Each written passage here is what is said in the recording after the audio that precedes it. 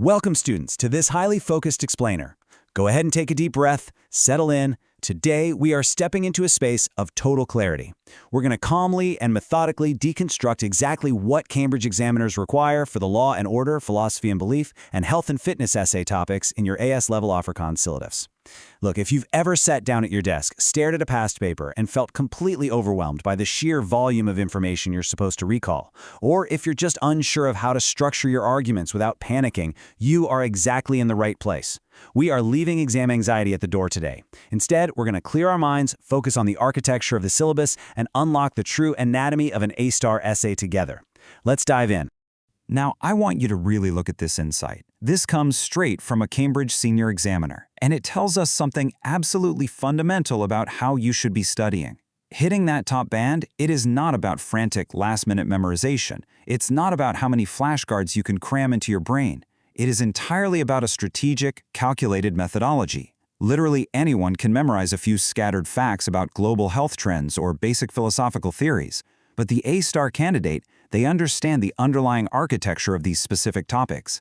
They know exactly how to manipulate the information, how to weigh different perspectives against each other, and how to present it all with absolute, surgical precision. It's about control. To get us into that serene, analytical state of mind, here is our roadmap for today's session. 1. Core principles. 2. The procedural framework. 3. Critical analysis. And 4. Examiner warnings. Section 1. Core Assessment Principles, Building the Foundation. Okay, let's unpack this crucial distinction, because this is where so many students lose their way. The Cambridge Assessment Framework explicitly prioritizes analytical depth over superficial breadth. So what does that actually mean for you when you're staring at a blank page? It means examiners absolutely do not want a chaotic, unstructured brain dump of every single fact you've ever learned about reg and order or law and order. They aren't looking for a list. They are looking for logical, structured, and connected reasoning. It is infinitely better, and I mean that, infinitely better, to take just 3 really strong points about a Gesundheit and Fichtheit, or health and fitness policy, and analyze them deeply. Connect them back to your main thesis. That will score so much higher than listing 10 superficial facts with 0 conceptual glue holding them together. Connected reasoning is your ultimate goal here. Quality and depth always win over sheer volume. To achieve that deep, connected reasoning, you need to understand how the marking actually works. Cambridge targets 3 distinct cognitive domains. Think of them as a ladder. You have knowledge and understanding at the bottom, analysis in the middle, and evaluation at the top. Top-performing candidates don't just stay on the bottom rung. They consistently demonstrate competence across all 3 of these domains simultaneously. You must first show you actually know the facts. That's your foundation. Then you step up and analyze how those facts interact within the specific context of philosophy or health. And finally, you reach the top rung. You must evaluate their significance. You have to actively climb this cognitive ladder in every single major paragraph you write. Section 2. The procedural framework, engineering your answer. Right, here is your pristine 5-step standardized sequence. I want you to memorize this rhythm so you can deploy it on exam day without a second thought. Step 1. Deconstruct the question. Calmly peel back all the filler words and isolate the specific command verbs. What are they actually asking you to do? Step 2. Extract relevant data or concepts from the stimulus. Step 3. Select your analytical framework. This is where you pause and mentally decide exactly how you will structure your argument blocks before you even pick up your pen. Step 4. Execute your analysis with clear, deliberate notation. And Step 5. Verify your results against the prompt and present them cleanly. If you follow this foolproof, stress-free sequence, you completely protect yourself from running out of time or accidentally drifting off topic. It's your safety net. And as you're executing those steps, please remember that professional presentation follows strict conventions. This isn't just about making it look pretty, it's about signaling competence. Proper headings, precise Afrikaans terminology, like making absolutely sure you clearly mark your inlighting for your introduction and your gevolgtrekking for your conclusion. Appropriate essay formats and clear annotations are non-negotiable. Don't let the ticking clock and the heat of the exam rush you into sloppy presentation. The way your argument visually sits on the page signals to the examiner immediately that you are in total control of the material. A calm, well-structured, minimalist layout instantly builds your academic credibility before they've even finished reading the first sentence. Section 3. Critical and comparative analysis, elevating your grade. Now let's talk about leveling up. When an essay prompt asks you to compare, say, two different philosophical beliefs, or maybe two contrasting approaches to law enforcement, you must identify the similarities and the differences. A lot of students just list differences and move on.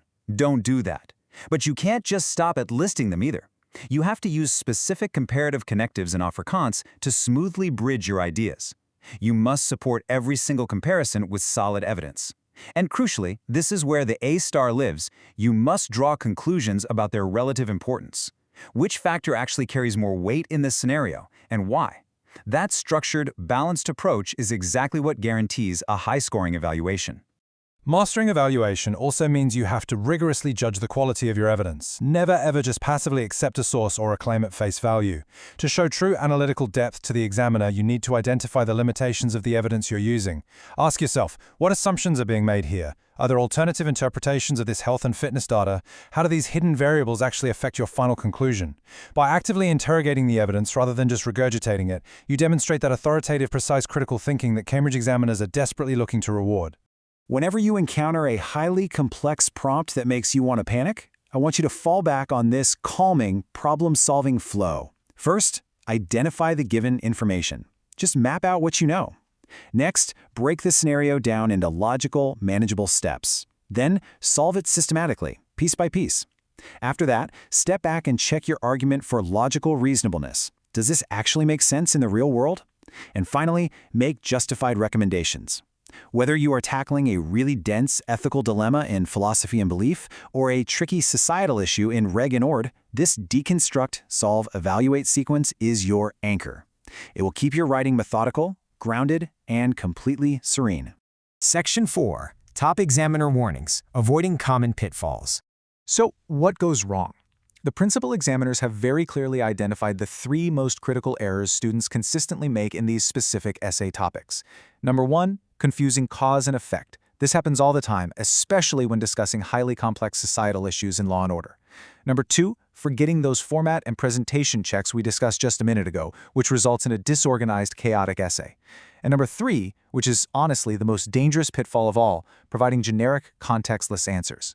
Let's actually look a bit closer at that last one right now, because it is the ultimate rule breaker that will cap your score. Consider this a massive examiner alert. The absolute classic mistake is writing an essay that reads like you just memorized a textbook chapter and pasted it onto the page, entirely disconnected from the specific question asked. You must always relentlessly link every single point you make specifically to the given scenario context. If the exam question is asking about health and fitness in a rural community, your philosophical points or your policy arguments must apply strictly to that rural context. Generic, one-size-fits-all answers cap your grade immediately, no matter how beautifully written they are. Contextual specificity is literally your greatest weapon in this exam. Now, to help you actually retain all of this dense structural methodology under pressure, I highly recommend using something called the visual story method. This is a brilliant cognitive memory hack where you encode the complex principles of law, order, philosophy, or health by building an engaging mental narrative. Instead of trying to memorize isolated facts off a flashcard, picture a highly specific scenario in your mind, maybe a tense courtroom, a busy hospital ward, or a deep philosophical debate. Then, mentally walk through your 5-step procedural framework interacting within that story. It grounds your abstract theoretical knowledge in a concrete visualization, which makes it infinitely easier to recall calmly when you're sitting in that quiet exam hall. Section 5. Recap and Next Steps. We are now initiating the mental cool-down phase of our session. You've absorbed a tremendous amount of high-level strategic architecture today. Now it's time to consolidate it so you can actually deploy it effortlessly when you sit down to write.